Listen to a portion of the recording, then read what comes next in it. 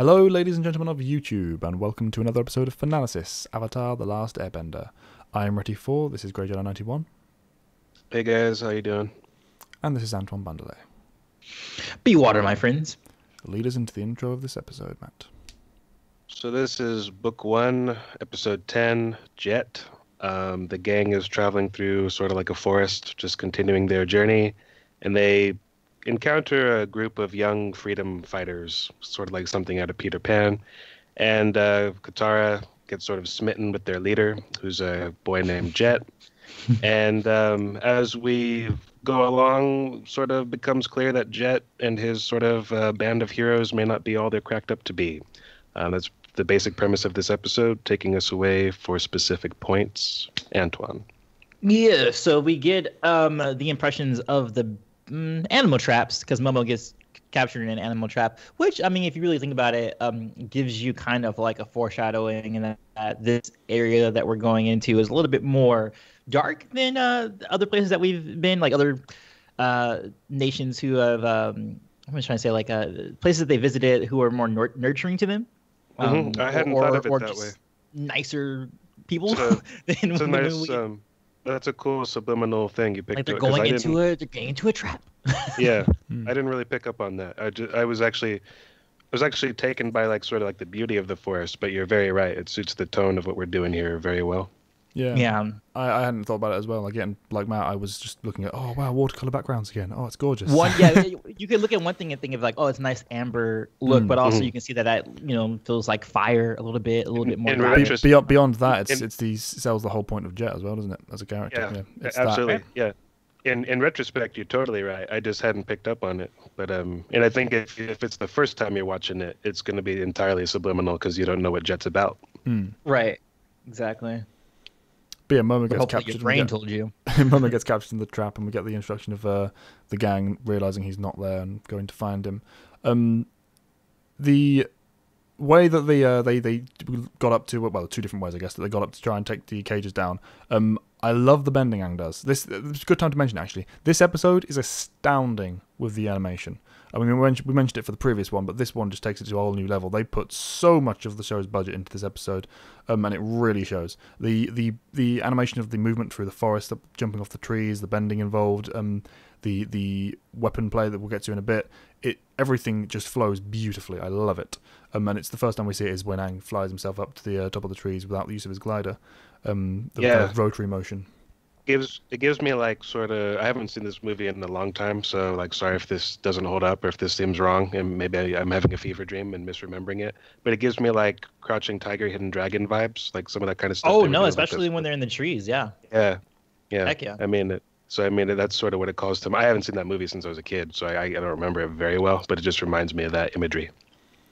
They definitely pulled from a lot of different in the kind of roots of inspiration for the way this was kind of shot and the choreography and stuff. It's definitely an episode that had a lot of heavy influences, I think, like that, for example. Mm-hmm. So is Sokka kissing a girl supposed to chill him out? Like, I didn't really get that line. Yeah, no. This leads into my next point, right? Because the introduction to the scene, I wrote down in our notes, right, specifically thought, oh, this is an excellent example of Sokka taking leadership. You know, this is why he's kind of the leader of the gang. He's just made this extremely valid point. He's taking the initiative. He's explaining his moves. Okay, this is what we're going to do. And then Katara immediately cuts in with the weird like sibling. Why are you the leader? You know, that kind of thing. Because in this situation, Sokka is right, and I feel like the undercutting nature of the other two, while it makes sense in character, and they're kind of just teasing him. I was like, okay, I can see why we should probably be with Sakura at this point, and it's kind of sets the theme of the episode. The thing is, like, it would make more sense. I mean, I guess the idea is because he's like, I'm the oldest and I'm the leader, and she's like, well, your voice still cracks and you haven't made out with a girl, and you got you've got all these, you're not a man yet, right? And like that's the idea, but it just comes across as sort of mean spirited. Plus, not to take this anywhere weird, but she's like the only girl around his age in that tribe. So he's not going to have like that kind of experience anyway, I hope. As should she. But anyway, yeah, I mean, it just kind of like that's the idea, is to sort of like we get the firm impression from this whole exchange that this episode is like Sokka's episode. You know what I mean? As far as being not just like the leader necessarily, but like it's thematically most important for him. I would say it's important for Katara as well, but he's the one sort of But driving it's only things. Sokka's episode more so. And it's sort of told more from his perspective. Like we understand like the full spectrum of what's going on, whereas even though we get Katara's perspective on matters, we know she's wrong. You know what I mean? Because we saw what Sokka saw. So it's really more purely from his perspective, I would say. I think this is the first time that Aang's really been like a side character too in one of these episodes. He's like a that's a good full-on point. Like, side character. He really has nothing to do as far as driving the bus on this one. He's just there. You're right. Imprisoned was another example, but this episode, to an even greater extent, with the exception of the ending fight, he is kind of incidental in this one,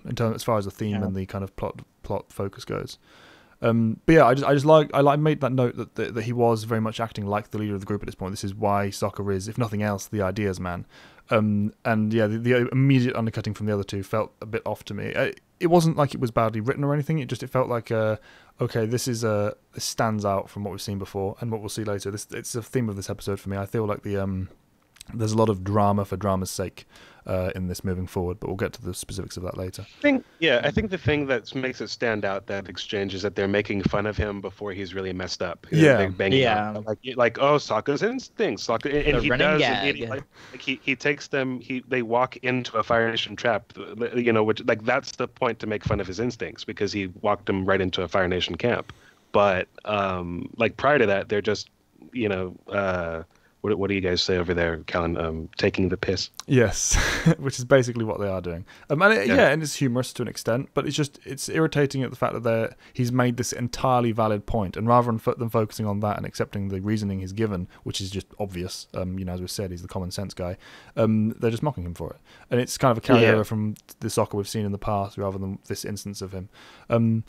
But like I say, they walk into the trap of the Fire Nation camp. Well, I say trap. They walk into a Fire Nation camp. Yeah. And but again, even in this moment, he has the initiative. He's the one who steps in front of the others, and they all brace for combat. And he's the one who starts immediately bluffing. I mean, yeah, sure, it's an empty plan, but at least he's doing something. The others are just being silent. It's like, what are you doing? Bluffing. Yeah, I love that. I love that moment. The way, again, the voice acting, like there's actual panic and what are you doing? It's well acted. Yeah. And considering Jet and stuff, that dart that totally hit the Fire Nation guy, I'm gonna say that totally killed him. Yeah, it occurred to me when I saw him hit the ground. I thought, asleep. yeah, he's dead. Yeah. I'm not saying I disagree here, but this is like the third episode where it's like you want people to just be dying, don't you? Like this has come up like in 3 different discussions. Yeah. This is like a kid show. People think like, oh, they're okay. It's a kid show, and then Jet's like the only person who's died in the show. It's like, no, there's a few other people who I think died. I see what you're like, you know what I mean? Okay. Like, but yeah, this is kind of like the save the cat moment for Jet, because it's kind of like, oh, this guy saved us from the Fire Nation, so he's got to be cool, right? Like that's what this like scene is for, so that we can be on Jet's side and be like, yeah, he saved us, he's cool. And there's a very clear effort being expended here on making us think he is cool and awesome. There's a lot of dynamic animation. He's doing very unique things. He's got his own unique weapons and style of how to use them, and he's dude, he had a Matrix slow down motion. Slow motion. They are trying to sell him as this badass cool guy, and they're trying as well to establish him as everything Sokka isn't. Is the idea in this moment? He's totally like aloof about it too, because he has a badass straw in his mouth. Yeah, we'll get to the straw later. There's a specific moment where I think that should have disappeared, but it was cool for his intro. Kind of, again, a little unique aspect of his character. Like we said with the previous episode, character models very unique here. Each of the individual kind of freedom fighters has their own set of clothing, their own kind of gimmick. And long shot, yeah, he shoots arrows, yeah, dagger person, I forget it's Pipsqueak. Pipsqueak, the actually the big guy. Squeak is the big guy. That's the joke. Yeah. Pipsqueak, the Duke, and Smellerbee with the others. But they all have Smellerbee. I know. Who came up with this name? And I like that it's called out later in the series when they come back. But yeah. But yeah, they add like their own little elements of a character to these guys without having to actually explore them in depth, with the exception of the few that they do here and later. Mm-hmm. It just gives something to stick in our heads and stand out, so they're not just boring background characters, which the show does amazingly by default, but it stands out even more so here. They also establish elements of the plot as the Avatars want to do. They mention the blasting gel, which is going to be pivotal here for the finale. It's an introduction to the character as well. And we also move into Katara's reaction to Jet, which immediately goes into like, oh, okay. It's another one of these. It's one of these stories. Okay. I didn't enjoy that personally, but did you guys have any thoughts on it? I was fine with it. It doesn't bother me at all because her attraction to him is clearly so superficial. You know, like it would bother me if once it becomes clear that Jet sort of sucks as an individual, that she was still like into him. Like that would be like, okay, Katara, you're losing me. Yeah. But Yeah. it doesn't bother me right now. Like Especially when he's doing all this awesome shit. You know, it's like, yeah, that's a cool guy. Yeah, it definitely doesn't bug me like on his mouth, and he's got a cool haircut. Like, you know. The thing is, like, where I agree with you, Callan, is that like I'm not the audience demographic to be invested in that moment. So I mean, it's like I'm just kind of waiting for this scene to end, but there's nothing particularly egregious going on screen, if you know what I mean. Yeah, I have no real complaints. It's just not for me. Yeah, I probably came on too strong there. I'm in that same camp. The only thing I dislike about it is I feel that the intent behind the idea was to establish drama for drama's sake. There wasn't any real purpose beyond that for these two, in my opinion, in terms of the initial goals for the episode. But I'm with you. I'm glad that the second it turns out that he's not a good guy, she's like gone. You know, that's it. I just feel like that it was a bit drama for drama's sake, which is my problem with the episode as a whole. Moving forward. Now, I mean, is this she when has they a go similar back scene with him too. Yeah, so she has a similar scene with him as she did with Haru, where they were on the catwalk going to the treehouse or whatever, and they have like the whole like, oh, I lost my parents too kind of thing. So we have that, like, not just like, oh, you're an attractive dude and you're awesome. It's more of like, oh, also I can like relate to you on that level as well. Oh yeah. There's a little bit more going on there, but I mean, she's into him the moment she sees him, though. You know what I mean? Like before she goes in there. So it's like, but she has a crush. She has a crush. It makes sense. And it's again, not, and she's 14, so I mean, it's fine. You know, it's we forget that Aang is not the only child on this journey sometimes because of how much more mature the others seem at times. But she's a kid as well. Yeah, of course. But, it's completely normal and fine. I just meant it stands out from the rest of the stuff that we see, for me personally. Yeah. And you're right about that moment on the catwalk with Haru this kind point, of Mark II. Sorry. Sorry, Matt, you go. So are we at the hideout then? Is yeah. That where we well, are? the intro. He's introducing. Aang's really happy. He's like, "Oh, this is an awesome spot. Whatever." The only bit of trivia that I had with respect to this is that like this episode was like directed by Dave Filoni of Star Wars. Yes, I was going to mention that. Yeah. There's like this totally seems like Endor themed to me. Like, you know, like I got Return of the Jedi Star Wars fan vibes from this place. The entire kind of setup with the feast that we'll get to in a bit, and the design of the area. Yeah, definitely, I was the same way. Even the music sounded a bit Return of the Jedi at points. The intro to the hideout before we get further though was the moment they turned the cheese up to full for me was the for that that part's a little bit too much. I was like, this is going on.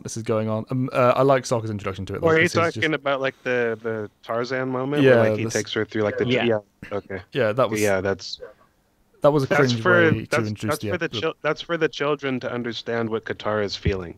This is on Nickelodeon, you know what I mean? It's like they I'm not defending it entirely, but I see they point it. Like, you're right. Like, it hasn't aged well, or I haven't aged well with it.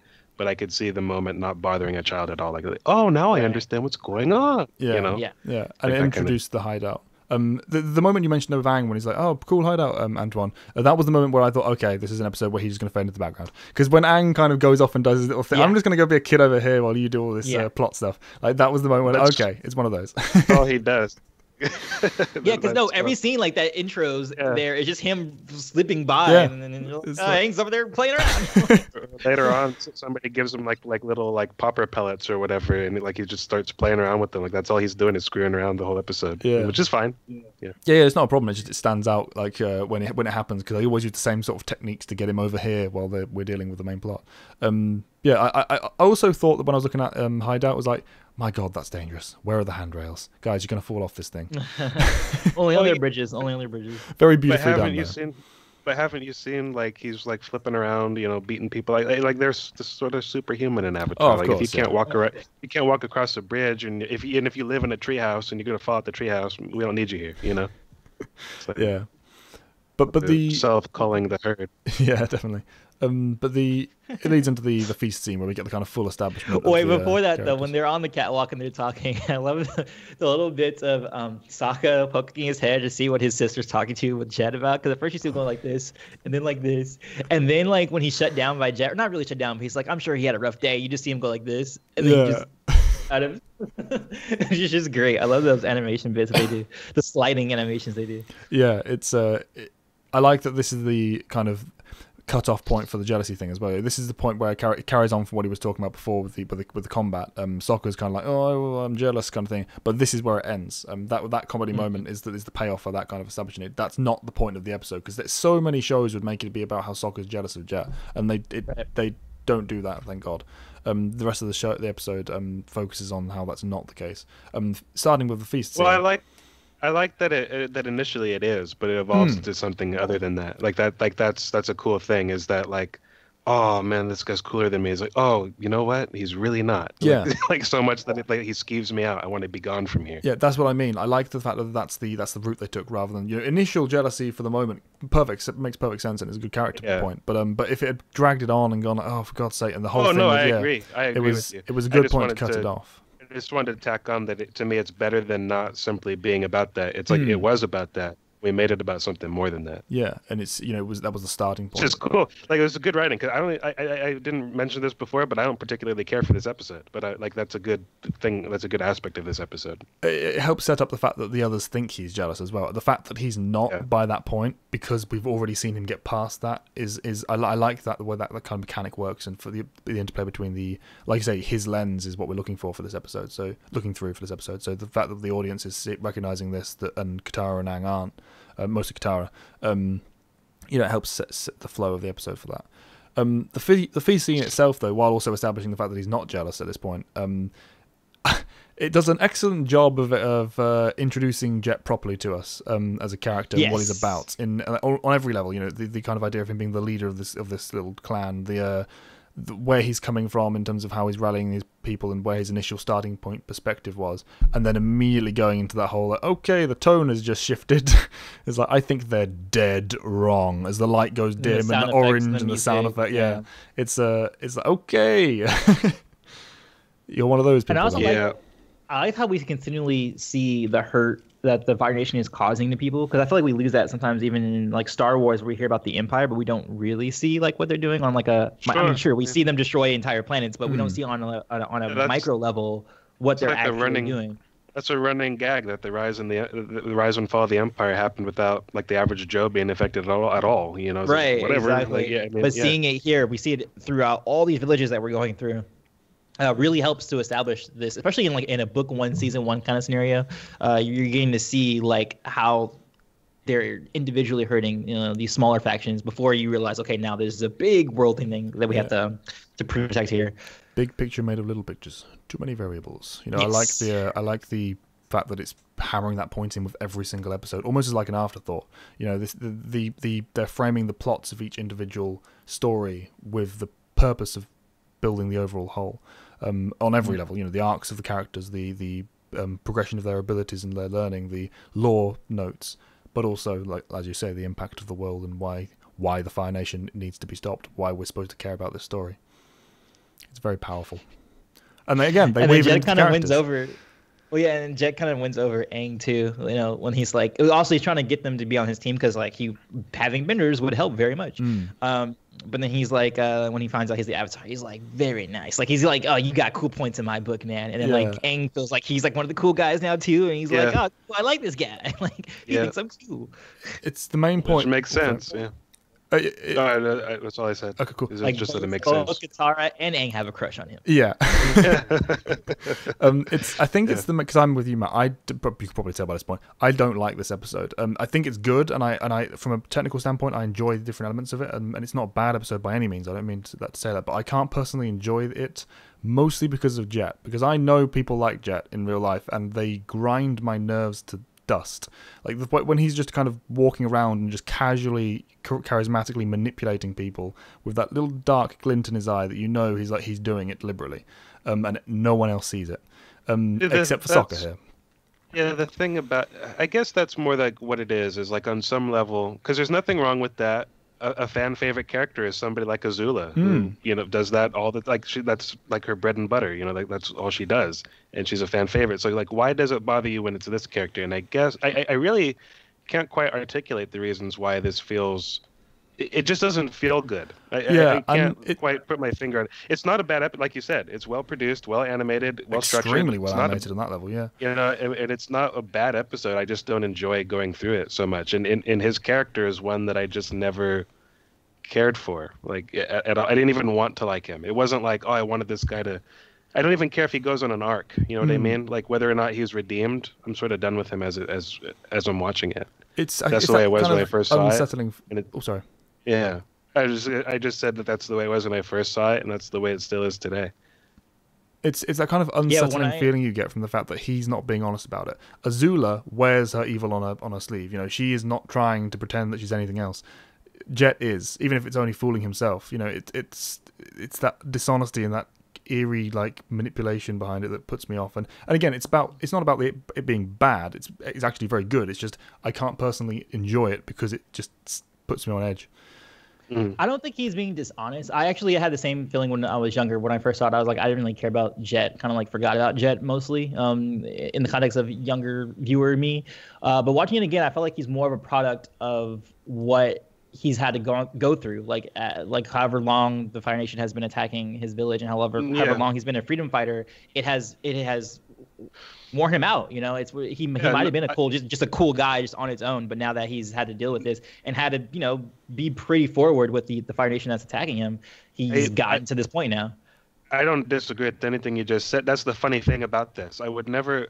I'm not even suggesting they rewrite this episode. There's just something about it that to me I don't like revisiting it. Like it's perfectly reasonable that somebody like him exists and is the product of this world and what the Fire Nation is doing to it. That all plays well. I believe every moment of it. I just don't care for it for some reason. Yeah, it's really unnerving to me, and I don't enjoy that. It's that feeling, or at least in this context, because I enjoy it elsewhere. It's more a moment that we'll get to. There's a specific moment that I really don't like, but we'll get into that like pretty soon. But yeah, so that's just what my thoughts on Jet is as a whole, basically. And I like that we get that from this first scene. Obviously, it expands on that later on, and we'll get to that in a second. But it's encapsulated in this moment on many levels. It's very well done. I see in the notes the moment I don't like is in there. But anyway, like there's a one tiny thing though I do want to talk about him is in that this is just the quality of like the way they produce the show. He's a character that I already touched on it. I made fun of him for having like a badass straw in his mouth. Good points for the vocal direction because when he talks, he actually sounds like he has something sort of slightly obstructing his mouth. Like they don't need to do that, but like I really enjoy it. Just like this, Andrea Romano is the name of the voice actress or the voice director. Mm-hmm. And she like basically any animation, Western animation that's good, she did it. Like she's won like crazy amount of Emmys, something like 27 Emmys or something like that. Batman the Animated Series, all the legendary ones of Western animation, she's done it. And I love that little detail that like, okay, he sounds like there's something kind of obstructing his voice because he has it's unique to his character design. I enjoy that. And they match it with the mouth flap as well, or the mouth animation, sorry. It all works very well. You see, those sounds happen when he's moving it around in his mouth. It's very well executed. Yeah, I have a problem with the straw for other reasons, but that comes in a bit. I like it here. I like it as this kind of initial opening for him. But a very good scene, the feast scene. It establishes the theme of the episode, the character of Jet, and the interactions between him and the main cast very well. But Sokka's not left out either. He wants to give him a mission too to make him feel. He's doing that a lot. He's making everyone feel like wanted and competent in some way. So he knows how to play to Sokka as like, okay, well, hey, I have a specific mission for you, and that's part of the raid against the ambush against the old man fire guy.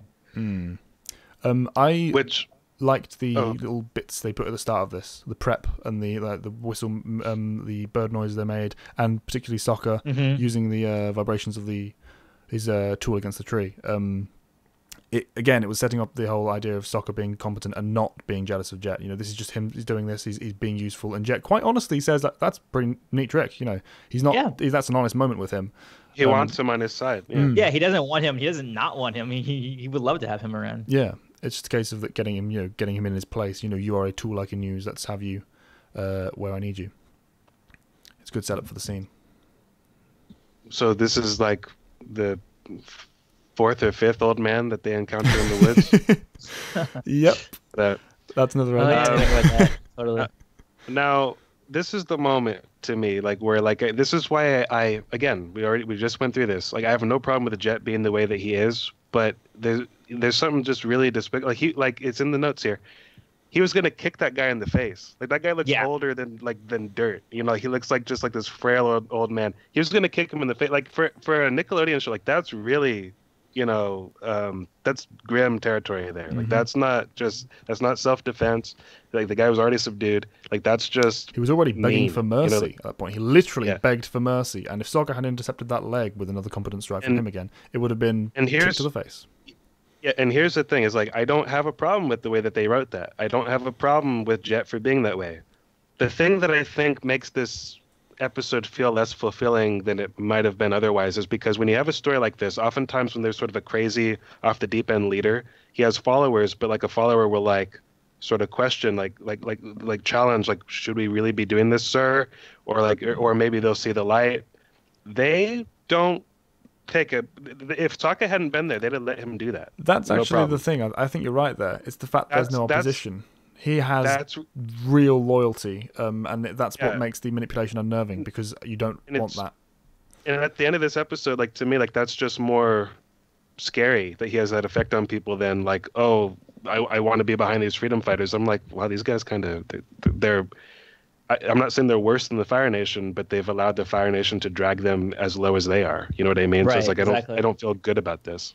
I mean, that is something also that Sokka can learn, because there is this dual theme going on about leadership. And you kind of do need to be like the way Jet is, not in the sense of the dark deeds that he's doing, but you do have to be very confident in what you're doing for people to follow you. And that's something Sokka sort of needs too. Like, while they're like jabbing at him about Sokka's instincts, you know, he should still be like confident in what he's doing to lead them. And that is something at the end, I think, that he learns at the end of the episode, which is, you know, like being what a great leader actually is. There's qualities he can take from Jet, or that he does take from Jet, that help him out on his journey. I like the fact as well that while we definitely see it surface at the end of the episode, and even, to be fair, at the start, if it wasn't undercut by Katara and Aang, it's the fact that he's not so much learning the lesson as it's kind of the traits that are already within him are kind of coming out subconsciously, kind of thing. He's not going, oh, I see Jet is like this, so I need to be like this. He's just, his personal core is recognizing that this is something that I want to avoid. I knew that I wanted to avoid it, because that's why I have a problem with him in the first place. And that's manifesting the Sokka that we see so much later in the series as a result. You guys both kind of said the same thing in different ways, but they kind of one point completes the other, is that it's about him listening to his instincts, even though those were being mocked the whole episode, like early in the episode. You know what I mean? It's like him just, he doesn't really change his ways so much. He just sort of doubles down on like his, you know, his instincts, his morals, like the things like that. He just sort of learns to ignore what the herd is doing, and like, here's what Sokka's doing because it's what's right. And we'll get to it when we talk about the final scene. But I like the fact that he acknowledges while that's definitely what he needs to do and what he will be doing from now on. He acknowledges the flaws in that, and that almost is what earns the respect from Katara and Aang. And that's what kind of seals the deal on, okay, we'll follow you then. You know, that is what kind of seals it on the cap end. But there's a lot going on here. Technically it's a very good episode looking back. It was one of those ones where I thought, because I know I was the same as you, Matt. I look back and think, I don't really watch this episode very much. I don't enjoy it. But it is the fact that I don't enjoy it. It's just, it's not fun. It's not, it's very eerie and like, I don't like seeing these kind of people interacting with this kind of person. It's kind of like you guys' reaction to Umbridge in the sense that exactly, it's not the episode itself or the characters itself that you have issues with, I'm sorry, it's not the. It has nothing to do with quality. It has nothing to do with quality. Yeah, I'm not saying it's not a bad episode. It's just a case of I can't enjoy it personally. Whereas Umbridge, you know, fills me with umbrage. Jet fills me with uneasiness. You know, it's that horrible core of like, oh god, these people are warped by this broken child. It's unsettling. But yeah, Sokka saves the old man, which becomes important later. And leads him away and stops him from literally kicking his face in, and they return to the hideout. Sokka's suspicions more than confirmed at this point. Yeah, I mean, he pretty much calls Jet out for a thug. He's like, yo, these people aren't like cool freedom fighters. They're just like bullying people. That's the moment where it's like in my head, it's like, okay, I got a ticking clock here. Like I'm waiting for the episode to end because like we now know that Sokka is right, like beyond a shadow of a doubt, that this guy's bad news, and we still have to go through the song and dance of Katara and Aang waking up to that fact. Well, not even that, because later in the scene when Katara confronts him, like the rationalization in Jed's head is like, well, did you say the part where he's Fire Nation? Like, not just he's an old man and we like took his stuff, but like, I know we've seen it, but like, I can see from how Katara, because even she says it, she's like, oh yeah, you didn't mention that. Like, why'd you leave that part out? You know, from a writing perspective, it makes sense that she still buys his story. From our perspective, I'm still like, well, I know he's like what's really going on. You know, it's like, it's just that I don't know the writing term, but it's like when you know stuff the characters don't, it can get frustrating sometimes. Yeah, you're definitely right. I like that like I say, it does give us just enough to buy into Katara's belief in Jet, though. I said manufactured drama at the beginning, and I stand by that.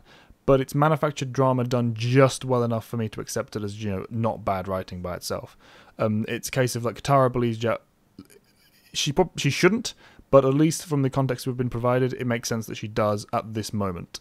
You know, it's these are the scenes you look at and go, you look, like you said, you're marking the clock. Okay, I'm still with you, Katara. I'm still with you. You really need to start picking up on this soon. And then, you know, maybe it went on a little bit too long. We'll get to later, but she does at least snap out of it by the end of it. There's a lack of faith in Sokka here. Also, this is where the problem with Aang being a side character in this episode comes up, I think. He does kind of just go along with Katara because Katara says so. You know, he's on Katara's side because he likes Katara. It's like, sorry, Sokka, and kind of moves on. But these things have been set up, though. We got the setup for they already were making fun of Sokka's instincts. We already got the setup that they actually like Jet, saying with Aang, you know, he feels like part of the crew or whatever. So it's okay for them initially to be like, Sokka, your instincts and what you're saying, you're just a little jealous because Jet's so awesome. And also, I mean, when we see book 3, you know, Katara isn't initially averse to hurting old Fire Nation men, you know what I mean? Like makes way more sense. Yeah, that's a little bit you know different. I mean? Yeah, it makes way more sense. But like, just because he's an old man on its own, it won't like snap Katara out of it and be like, oh, but he's an old man. And he's like, no, he's Fire Nation. I had that thought actually. Like when I was trying to look at this objectively, like, well, she did do that later on, but it's like, you know, it's not the same situation. I thought about that one, like well before we had this discussion, but we'll get to that in time. It's like we mentioned with the old man in imprisoned when we said if it had been a Fire Nation soldier, would she have reacted the same way and told Hiro to raise the rubble kind of thing? It's raising that question in our minds about who Katara is, at least at this point in the story. And you're definitely right. Again, it's not set up. It's not that it's inconsistent. It's not like breaking character or anything. It's just a case of the fact that we know it's only a matter of time before this is resolved. Yeah, I want to make it clear that my criticism is more idiosyncratic to my experience. It's not, like, again, I'm not advising them that this is bad writing. Like, this is good writing. Like, there's actually just enough there that holds the plot there. Even though it especially because I think it's more graphic if you see somebody about to kick an old man's face in, and just like if Sokka says, well, he was attacking an old man. Like that, those two things are like completely different experiences. Like in her head, she's not going to imagine it the way that it really went down. So I can forgive her flaws. Like I don't have a problem with it. It's just for me, it's like, okay, I'm over Jet. Done with this. It's just unsatisfying. Again, not a flaw. Just the feeling we get from this. I think. The episode. I think if anything, this is actually a really good episode for you guys because it's affecting you the way it's supposed to be. Well, yeah, of course. You're right there with Sokka. Like, you know what I mean? Like. Yeah, again, it's not. I emphasize not a criticism. It's just it's what I feel about the episode. You know, for better or worse. Yeah, this is all to explain why I hardly ever revisit it. It's not so much a comment that it's bad at all. It's just like I wondered looking back because I hadn't seen this episode in years. Like, how come I never rewatched this one? And like, this is why I just don't enjoy going through it. But again, so much about it is so well executed. Again, animation is just especially fantastic here. But what's the next scene? We've talked about the lie and how he kind of re-seals Katara and Aang's belief in him with the dagger and he was an assassin shenanigans. Yeah. Sokka then storms out. And then giving him another job that, hey, we need you to help at the water reservoir because they're going to burn down our forest. But really, he's going to do that to like just wash them out completely. Yeah, it cuts to the nighttime with Sokka detecting them placing the blasting jelly, isn't he? They're heading out of the hideout, and he follows them. Again, another example of Sokka. He's resting uneasily because he's got this problem going on, and he's thinking it through.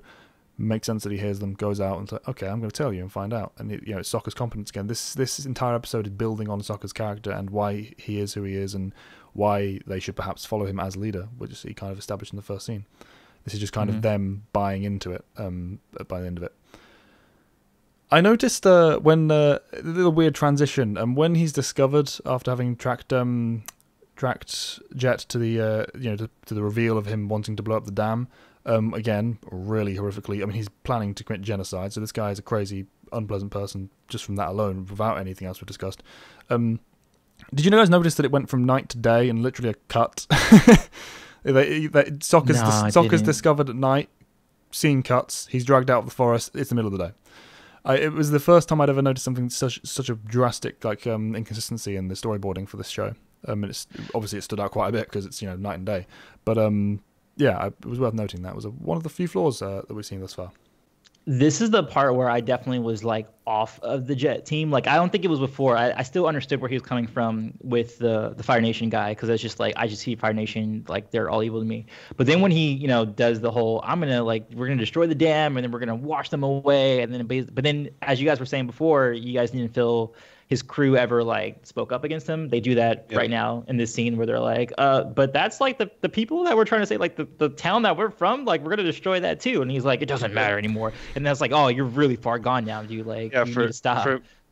For me, it was like too little, too late at that point. Like I really again, it was like that old man on the ground was like, ooh, you guys should have done it back then, Nah, I understand them not doing it at that point, because their whole mentality is just that Fire Nations are a bunch of assholes, and that's all. That doesn't matter. If you're wearing those colors, you're an asshole, period. But once it comes down to the people they're actually supposed to be protecting, that's where it becomes like an issue.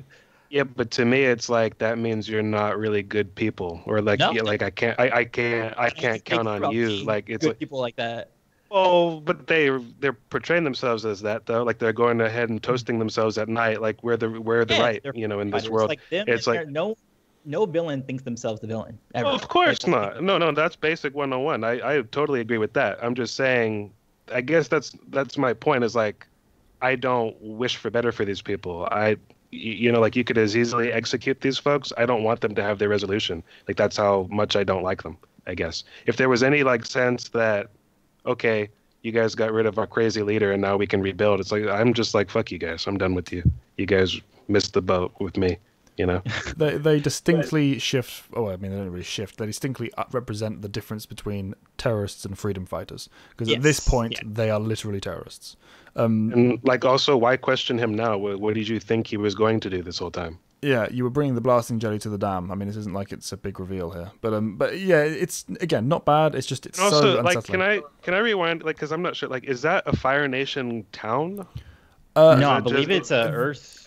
The implication is that it was captured and it's mostly Fire Nation now, but by way of the standard deal with the whole oppression thing.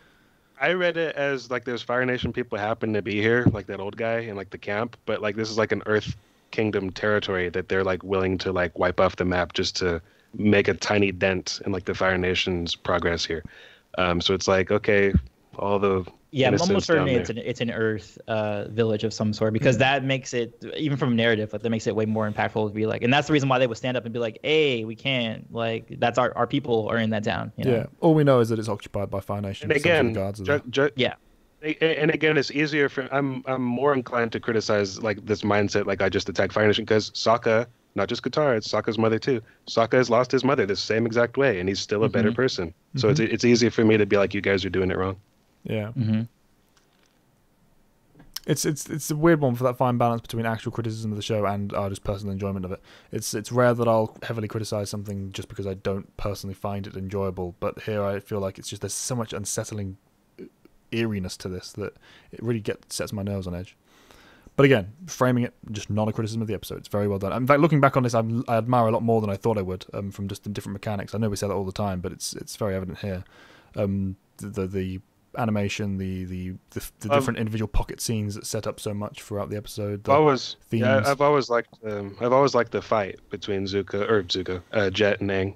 a lot. Like even the that's a brilliantly animated fight. And again, a lot of it is down to the location, just the way the coloring of the environment suits like I like that with as the backdrop for airbending because it has that sort of autumnal sort of feel. Like it's very it just feels right. Like I enjoy it a lot. Yeah, this is the sort of place that you would want to be practicing airbending, even if you weren't in combat. You feel it fits. It's really well done. A good framework for it. Again, also goes back to what we said at the start of the episode, where it's the kind of contrast between the pretty and appealing and the visual of the environment and the actual what is Jet underneath. There's an ugliness to Jet that becomes very, very apparent at that point in the episode. And that's the funny thing is, like, to be fair, when he shows back up later, he's really trying to like turn over a new leaf. But it's just like, to me, for some reason, normally I'd be down with that, and for some reason, it just sort of flatlines for me. But we can get to that later. Yeah, I just don't like this character, and I can't even like I part of me kind of wants to like just to say that this show's perfect or whatever for me, but I just can't like this character. But yeah, we skipped ahead for the fight, but anyway, but you were actually going to I didn't mean to. No, Sorry. I did as well. much? But the releasing of the pressure for the dam, we get Jet and trying to manipulate Katara and Aang into filling the water so that the pressure will burst the dam and actually flood the town as planned. It makes a very light mention of the fact that Katara hasn't bent water that she hasn't been able to see before. A little nod to the whole, strain and difficulty of bending from different elements at different times. The fact that she, it's not a case of I can see it, so I can manipulate how I want. I have to kind of imagine the presence there and pull on it from that level. It adds another bit of difficulty and impact to the execution of a very simple scene where they are literally just pulling water from the ground. I liked the nod in that direction. Yeah, it was pretty cool. Like, I guess you kind of see it again in book 3 when she meets Hama and you can get water from anywhere kind of idea. It's how you think about situation. You've got to think about it in different ways. Don't think of water being just water in a river. Think about it in the air. Think about it in the plants. Think about it underground. And what I like too is the following scene when he's taking the long walk with Pipsqueak and what's the other one? Duke? Was the implication that they were supposed to execute him? Yeah, that's what I thought too. The long walk. I thought it was like an actual long walk, but I guess that's like the Disneyland thing of like, not Disneyland, sorry, the Nickelodeon thing of like, let's not actively kill him. Let's just say that they actually take him for a long walk. Let's just imply it. Yeah. If they got to their destination, that would have happened, but it didn't happen, so it doesn't matter. We didn't show it. Right. I didn't really read it that way. It could have gone either way for me. It was something I thought about. The only reason took it as the only reason I didn't take, I can totally see that, and it's not unreasonable. But the only thing that would give me pause there is whether or not, and I'm not sure that this was established in this. I can't quite remember, but was the I have a crush on you thing, was that completely one way? Was that only on like Katara? Like, did he have feelings for her? I'm pretty sure it was one way. He was just manipulating her. It's one way. Yeah, I think he was manipulating her. I don't think it was. Okay, well then if that's the case, then it could totally be that way. I was just wondering, like, well, if he wants to get anywhere with Katara, certainly he's not going to like offer brother. Like, I mean, that's ridiculous. But I mean, okay. There's also the fact that he sent the two people that were objecting to the moral situation to do it. If you wouldn't send the people who just questioned your authority the second before to then go. No, they didn't question because they were in the forest with The one who questioned him was the other little one, not the Duke, but the other one, the other small one. Yeah, Smellaby and. But she was one. That took him. I thought. No. Yeah, Duke is the one. Duke is the one that took him. Oh, it was Duke and Pipsqueak.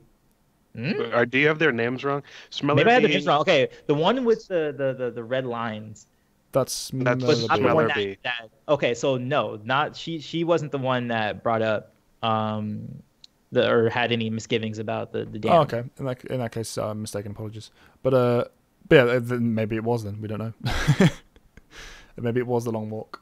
Yeah, these are the ones who were okay with what they're doing. Like they're the gun ho ones. Either way, though, we get to see Sokka. Just the dumb one. Like the big guy was fairly soft-brained.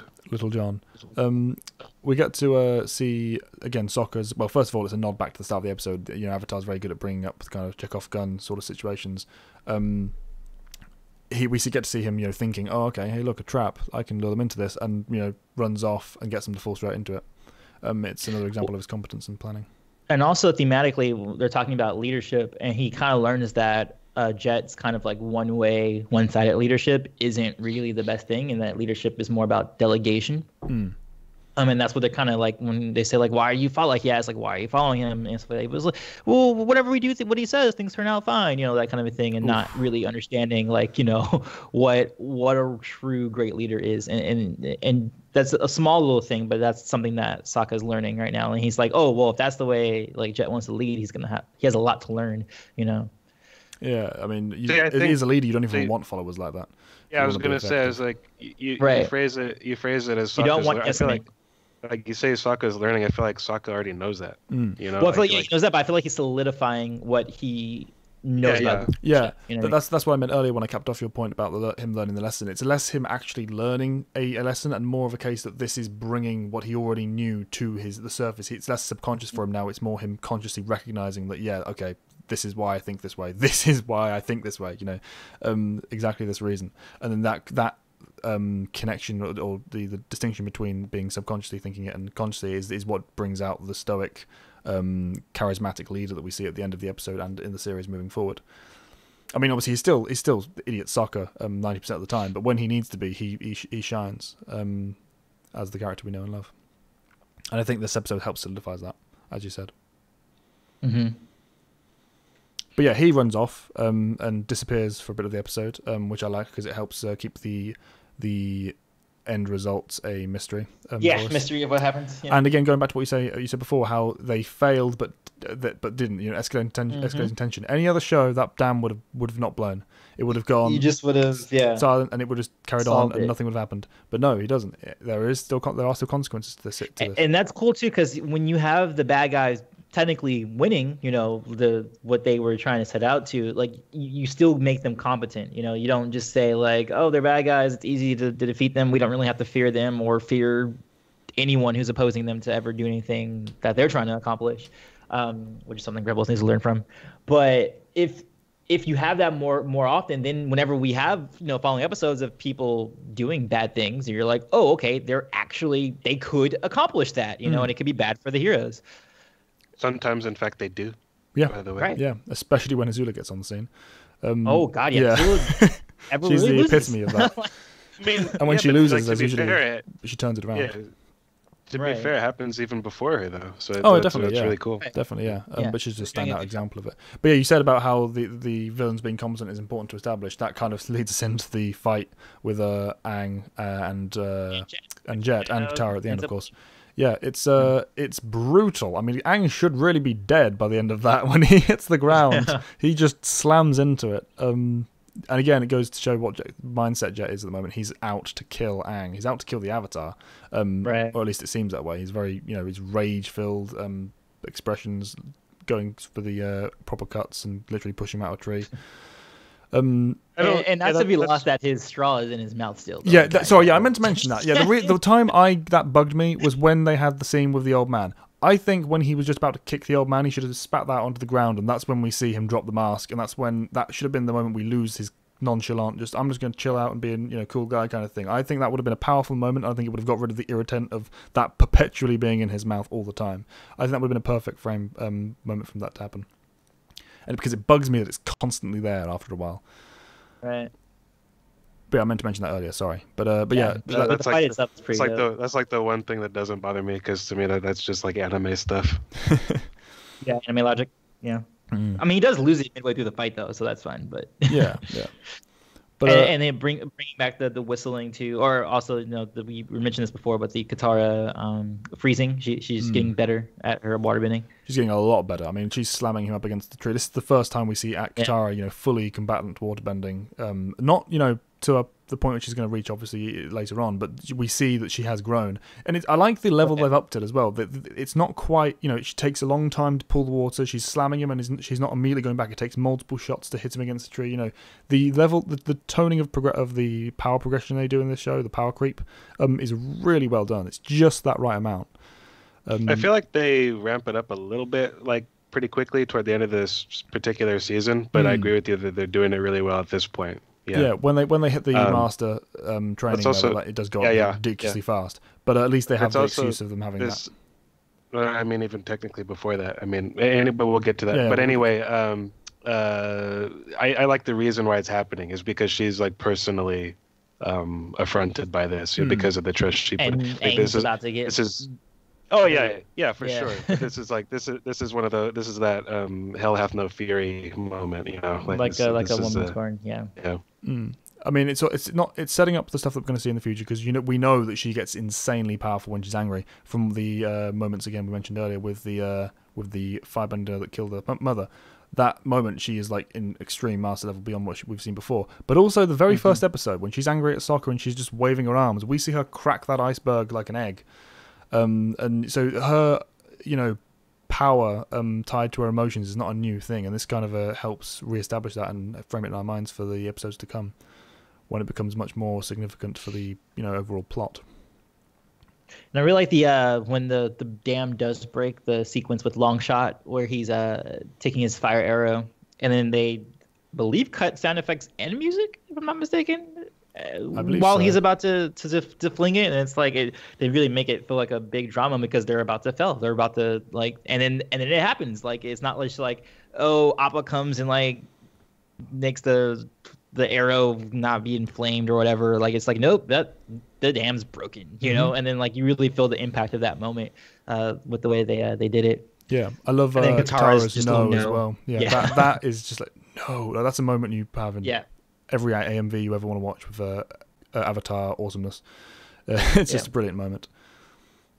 And and then really you really don't know at first. You're like, oh snap, they killed their own people. Like because you get the little the doll, and that usually that usually says kids have died. Kids stuff, but just like not even just kids stuff, but just even it's better usually to not show with like Schindler's List with the little girl with the red jacket, and then you see it in the incinerator later, and you see the red jacket. Like that kind of imagery really it's a cinematic trope.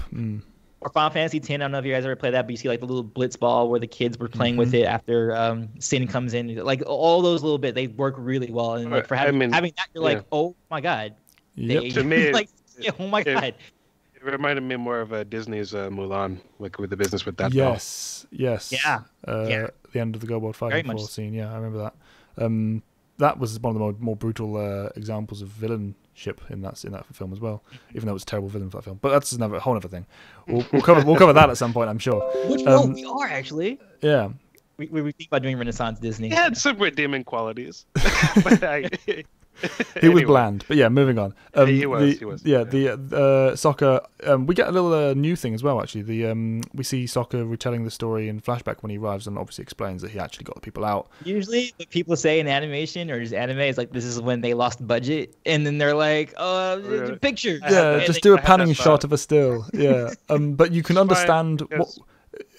One, the technique works. I like the style. It's him. He's literally him telling a story, which they do not rely on much in Avatar, as a rule anyway. But as well, on top of that, they earned not using the budget in that last scene from the fight we've just seen with Jet. No, it's fine. We know where the budget's gone. And really, all we'd be watching him do anyway is talking. So there would just be animation of. Yeah, arm movements, so it's fine. Yeah, and even from a story perspective, even if it wasn't animation, you have to. That's a lot of time you have to expend just having the scene where no, you've got to leave. Honestly, look, I'm being honest. And then the old man comes over and says, no, he's being honest. No, seriously, he's crazy. It would be like 2 minutes of conversation at least to justify that kind of scenario. So it makes sense from that level as well. And I think it's well drawn too. The style is interesting. Yeah, it's very well, and they can spend more time on it, so they can shadow it and stuff like that. So it's nice. It's like the first time you're like, oh, cool, detailed pictures in this world. Yeah. And just to confirm, when we see the people on the hillside, they are all mostly wearing green. So yes, they were going to attack. Yes, they were going to attack where they came from. Like they might even had family and friends there. You know what I mean? Like it's like you guys are far gone now. Like you're Saw Gerrera in this thing right now. But at the same time, there are also firebending guards there. So Sokka has helped actively save firebenders. Yeah, so it helps sell the place that this is a community. So, even if this is an oppressed village, these are going to be people that the people know. They're not all going to hate each other. Because to Sokka, the ends don't justify the means. You know what I mean? And he And specifically he says that. he says Yeah. the moment, the moment you're not protecting innocent people, you're the traitor. Mm. Yeah, and it's like in that phrase, I think people just sort of say like ends justify the means. I think that can be true. Like Yeah. you have to apply it to every scenario that you're trying to apply it to. Like people just use that sentence blindly. But I mean, that's here. Like Sokka looked at it, is like, no, they don't, and that's why I'm on Team Sokka here. You know what I mean? Right. Necessary evils exist, but they That's don't not one of them. always bring around the overall good that justifies them, and this is definitely not one of them. I mean, Sokka says it all with that one line to me. It's that whole who would be free? Everyone would be dead. Right, right. Exactly. It's a powerful Exactly. line. Yes. Yeah, and it's good that he says it in that way because it's the final point that he leaves him with. It's like you're just lost, mate. Do something about it. And that's Sokka to me. That's the first time we see true Sokka leader. This is why he's the one who should be taking the initiative most of the time.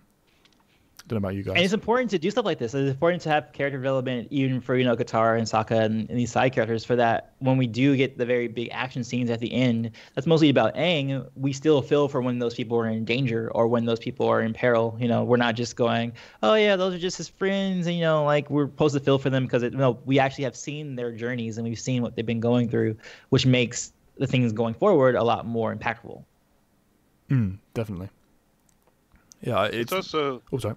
Oh, so I was just gonna say it's nice that like even though Aang, he obviously facilitated this by having a fight with Jet. He's not like it's not just like the Avatar show, like the Avatar saved the day. This was only because of Sokka's morals and his proactiveness, and his ingenuity. It's the epitome of an ensemble cast. This show. I mean, the fact that Zuko stands out as one of the best characters in the show, probably the best. I think the best on an objective level. Yeah, he's the best character. Yeah. In terms of the execution, definitely. The fact that that's the case, it just goes to show, doesn't it? It's not just Aang's story. Mm-hmm. So are we wrapping up then? Yeah, I'd say that's about us done. Yes. You guys have mentioned Umbridge, from Harry Potter and the Order of the Phoenix. This episode is the Order of the Phoenix for me. It's very well done. I don't have any flaws with it whatsoever. It's perfect, really, but I just don't revisit it that much because it doesn't fill me with good feelings. Just like Umbridge does not feel good. It goes through all the same. Goes through all the same beats. There's a badass fight at the end of it. You know what I mean? There's characters are moody for whatever reason. People are constantly the core group of heroes are kind of at each other's throats. There's some teen angst or whatever. And at the end of it, I'm left like, you need to watch this to understand events going forward. It's not a waste of your time. I just don't particularly like going through it. I'm on the same. It's funny because The Order of the Phoenix is my favorite of the Harry Potter books, and I love revisiting it. But this unfortunately doesn't have the Dumbledore's army, and it doesn't have the Order, so it lacks the whole teamwork is awesome thing that brings me to it all the time.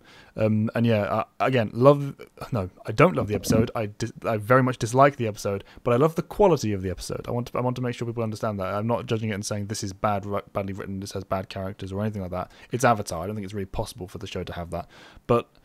It just as a whole episode. As you say it in the next episode we do. Yeah. We'll see what we think of that when we watch it. I think we may be surprised if we're lucky. Please. It's just a case of me not enjoying it. I personally cannot stand Jet. I know people like him in real life, not quite as extremely evil, but that level of manipulation that no one sees, and it bugs me.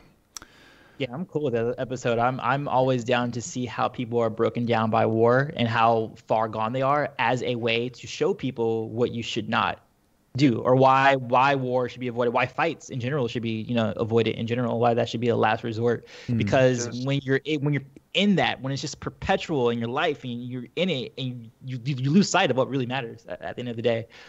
So I like the episode for that reason. The only thing I have to say about that is on the back of that, it boggles my mind that you haven't seen the reimagined Battlestar Galactica, because that is all that's about. Oh, yeah. Really? Okay, because you need to watch that show. It was like this woman like seducing somebody. I was like, what? Give it time. Watch it. Nope. Trust me. You don't have any idea. The commenters will back us up, I'm sure. If that's your thing, that show I think would be one of your favorites. Because every episode is about that. Every single goddamn episode, not just arcs. Like every episode is about that. Okay. Yeah, definitely give it a show. Give it a watch. But yes, anyway, that's a bit of a tangent at the end there. But that's our thoughts on episode 11 Jet, 10 Jet, 11 Jet. 10 Jet. God, I need to get the numbers in there. 10 Jet. 10, episode 10 Jet. I hope you enjoyed our thoughts. Please leave anything that we've missed or anything you want to expand on in the comments below. I'm Retty4, and I still don't have an outro. I thought he was about to forget to say that. Anyway, this was Great Jedi 91 saying goodbye. This is Antoine Vandelli. Remember, be water, my friends. See you next week, guys. Goodbye.